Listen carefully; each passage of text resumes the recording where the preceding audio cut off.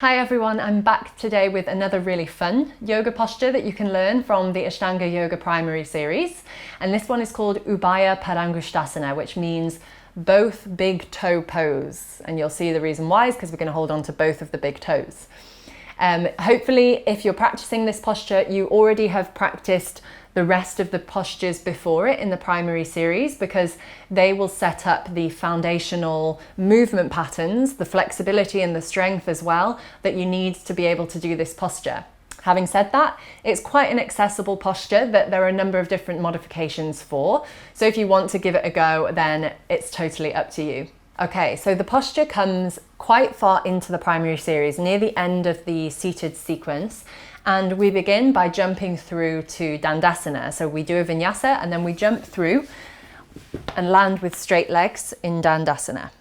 Let me show you what the whole pose looks like with the vinyasa count, and then I'm going to break it down step by step for you, okay? Just check I've got enough space. Yes. So exhale to lie down. Inhale the legs back, catch the toes, and exhale there. Inhale, rock up, catch the balance. Exhale, take the head back. 5 breaths. Inhale, look forwards. Exhale, cross the legs and take a vinyasa. Simple, right? Okay, so as you can probably imagine, the hardest bit of this posture is rolling forwards and catching the balance. It's very similar to Supta Konasana and Upavishta Konasana. In fact, there is a number of different poses like this in the primary series, and they really challenge your ability to tune into the position of your pelvis.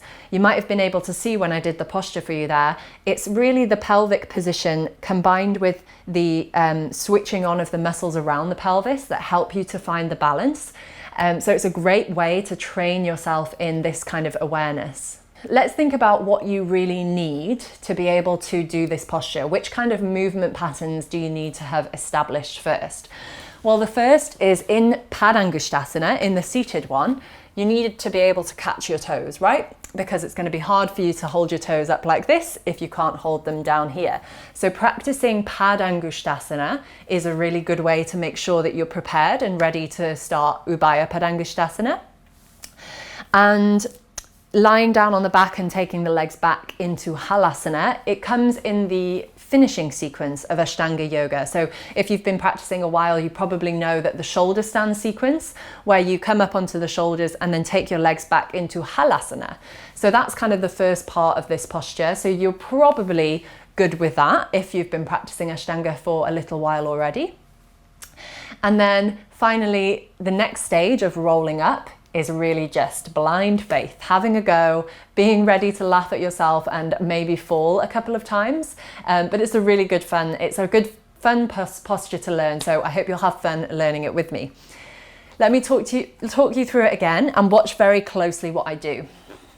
I'll try and bring your attention to certain bits. Okay, so I'm going to exhale, lie down, strong belly, lower back flat to the mat.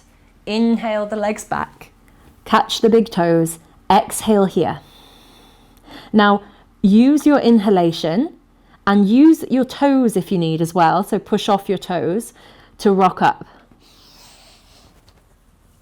The first mistake that most people make is they overshoot.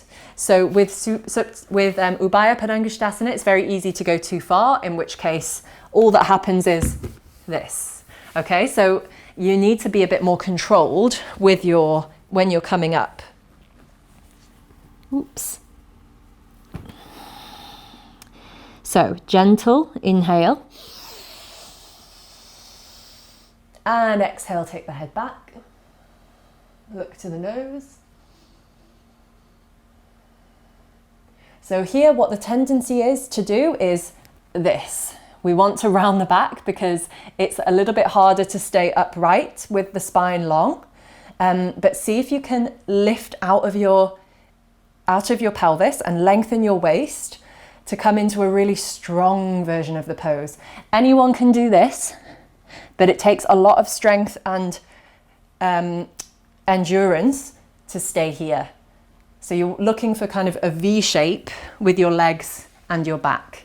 and it will come with time. So at first, maybe the first couple of times, you're like this, but then you try to tilt the pelvis forward and lift the chest up, and gradually over time it will become easier to do that. Okay, so let's talk about that mistake that you might make. What happens, how do you avoid overshooting in parangishdasana? So what I meant was, it's very easy to think you need to throw yourself forward, and this happens. With parangishdasana, it's quite a gentle roll forwards. You don't need so much effort. So all it takes is a slow and controlled inhale.